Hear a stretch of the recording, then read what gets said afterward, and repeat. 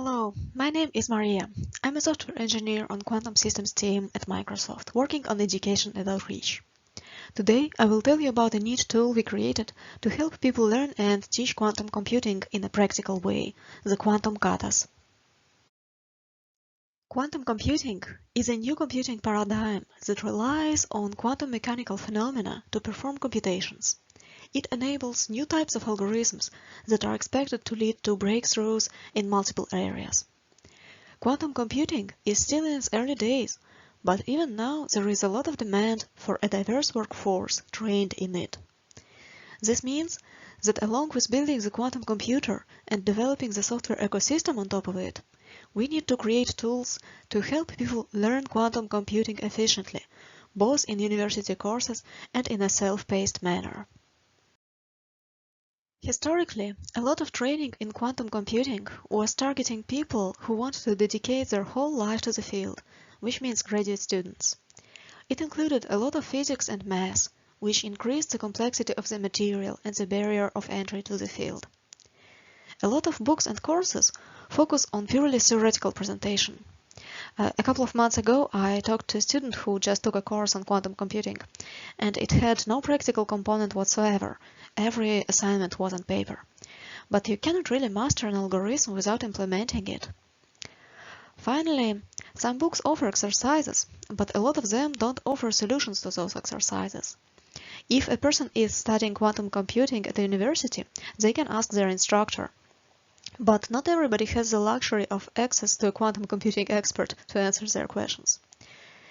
As the field grows, there is growing demand for changing all these factors.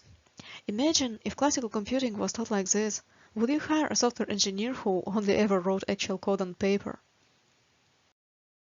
With this history in mind, we set out to create a solution to these issues, a collection of programming exercises that could accompany other sources, such as a book or a theoretical course, and give the learner the necessary practical skill of quantum programming. This is how we created the Quantum Katas. A kata, in general, is a system of individual training exercises for practitioners of karate and other martial arts. Similarly, each of the quantum katas is a sequence of exercises on one topic. Each task gives the learner a description of the problem they need to solve and asks to write the code implementing the solution. Most importantly, each kata has built-in testing harness that tells the learner whether their solution is correct, and if not, encourages them to try again.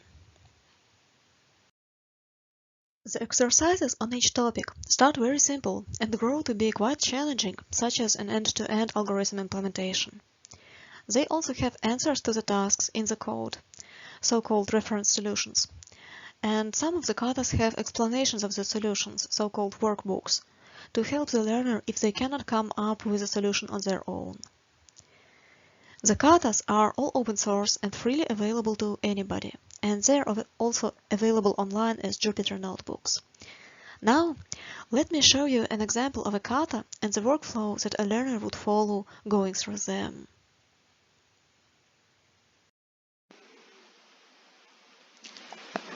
Let's get the quantum katas from their source of truth, the GitHub repository where they are stored.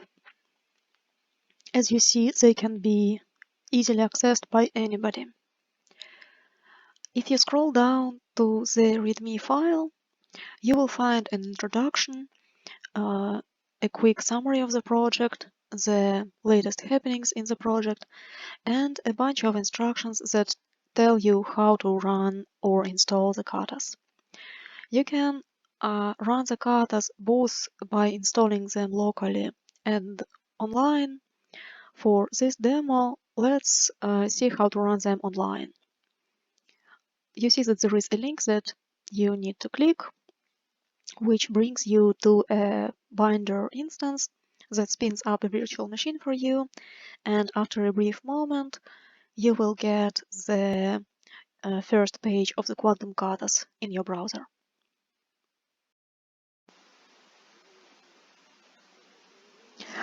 You see that the list of the tutorials and the katas covers quite an extensive list of topics, from the basic concepts in quantum computing to simple algorithms, to more advanced algorithms such as Grover's algorithm, to more complicated topics that are typically covered later.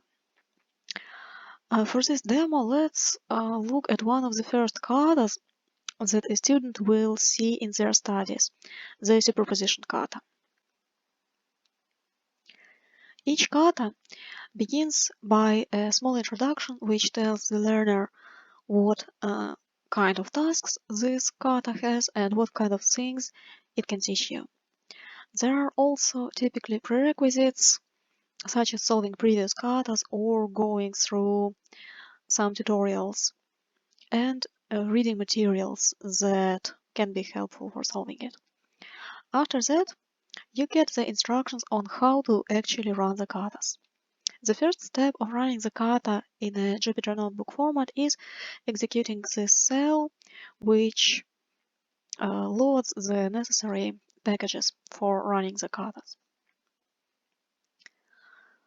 Once this step is done, you can move on to reading the tasks and solving them. Here, for example, is the first task of the superposition kata, preparing a plus state.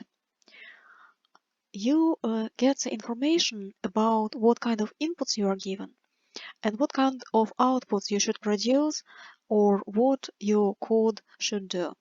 In this case, you are given a qubit in the zero state and you need to apply some gates to it to change the state of the qubit to a different one. Since it is the first task of one of the first katas, it tries to keep things really simple. It even tells you exactly what the solution for this task is. So you replace the dot comment with the solution and you run this cell. This invokes the testing harness of the kata, which runs your solution, outputs you some helpful information such as the state you had to prepare and the state you actually prepared, and it tells you that indeed this is the correct solution. After that, you can move on to the next task, a minus state. It is very similar to the first task, except the state you have to prepare is slightly more complicated. It takes two gates instead of one. If you cannot come up with a solution to the task yourself, you can see the workbook for this kata. The workbook is a collection of solutions to the tasks, which explain them in great detail. So, for example, if you don't know how to prepare a minus state, you can go to the workbook for it and see a very detailed explanation of the gates that you need to use and the transformations they will perform. Finally, you will get the code for the task, which, if you want, you can copy and paste it and run it to see that, yes, indeed, this is the correct solution. After that, the tasks keep becoming more and more interesting. You need to use more complicated gates. You need to prepare states on multiple qubits instead of just one qubit. The states you need to prepare themselves become more complicated as well. You can prepare entangled state. You can use classical constructs to process the classical information you are given to prepare different states depending on which state you need to prepare, and so on and so forth. At the end of this kata, you will get to the most complicated task in it, preparing a W state on an arbitrary number of qubits. This task requires a lot of moving pieces to go together, such as working with multiple qubits, using recursion, using arbitrary rotation gates, and using classical control structures to change the execution of your quantum system.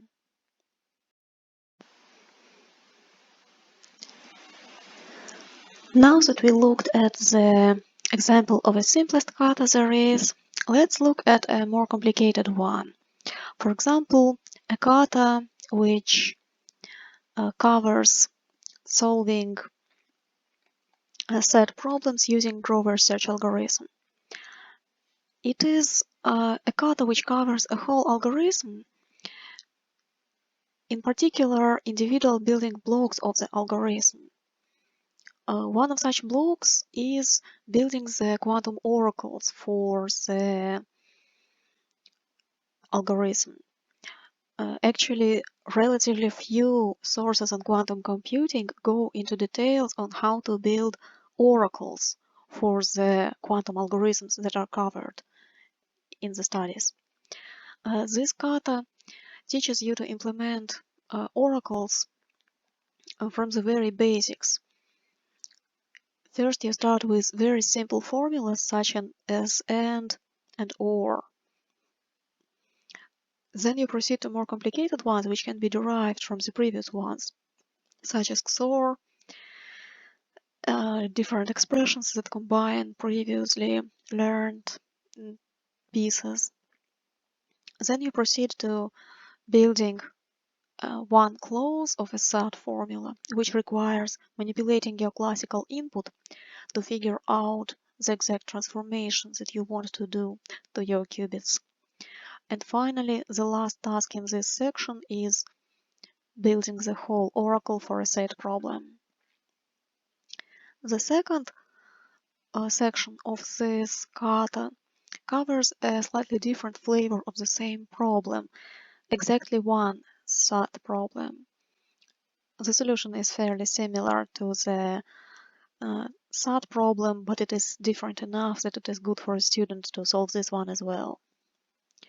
Finally, in the third part, we offer the student to implement the whole Grover's algorithm and to use it to find solutions to the problems that they learned to implement in the first and the second section. The interesting thing about Grover's algorithm is that it has not just the mathematical description of the main part of the algorithm, it also has a lot of caveats about implementing them, such as how you check that the output of this probabilistic algorithm is actually the solution that you're looking for, or what do you do if you don't know how many solutions the problem has. All these pieces are covered in this kata, so by the end of it, the student will have a pretty good idea of how to use Grover's search algorithm for solving realistic problems. The Quantum Katas project is about 1.5 years old, and we have used it in a variety of scenarios with invariable success. Thus, when teaching a university course, one can use the katas as a programming labs material to help students master quantum programming and internalize the theoretical concepts covered during the lecture. The kata's ability to provide automated feedback allows the instructor to focus on more interesting things, such as addressing the specific places where the students get stuck. Multiple universities are already using the katas as part of the programming instruction in their quantum computing courses. The katas can also be used in a variety of less formal contexts, including self-paced learning for enthusiasts who are not ready for a long-term commitment to quantum computing or do not have access to instruction guided by an expert. You can learn more about our experience teaching a course on quantum computing that used quantum katas as one of its fundamental tools in a paper linked here. I hope that you found this demo interesting and inspiring. You can use these links to try out the Quantum Katas for yourself and to read the full paper describing our experience incorporating the Quantum Katas in an introductory quantum computing course in more detail. Please feel free to contact me with any questions that you have. Thank you.